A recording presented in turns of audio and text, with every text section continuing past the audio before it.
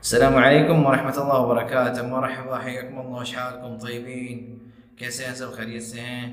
अरबी में पूछ रहा हूँ। ايش حالكم؟ علومكم؟ अभी अगर हम अरबी में कहते हैं ना कि बड़े दिनों से आप नज़र नहीं आ रहे, कहाँ चुप हो गए, कहाँ मतलब कहाँ चुप गए हो, कहाँ गायब हो गए। ما تبين وينك ريان مختفي، ما تبين وينك यानी आप कहाँ हैं। मुख्तफ़ी मतलब चुप गए, गायब हो गए। लेश ما تبين क्यों नज़र नहीं आ रहे। ما تبين नज़र नहीं आ रहे। वैनक रैयाल मुख्तफ़ी ما تبين आप कहाँ हैं यार, गायब है, नज़र नहीं आ रहे। रैयाल जो है ना, जैसे कहते हैं ना यार, तो वैनक रैयाल मुख्तफ़ी ما تبين।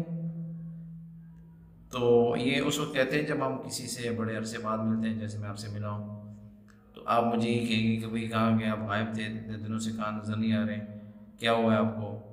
शफीक लेश मा तबय्यन वैनक मुख्तफ़ी या अखी।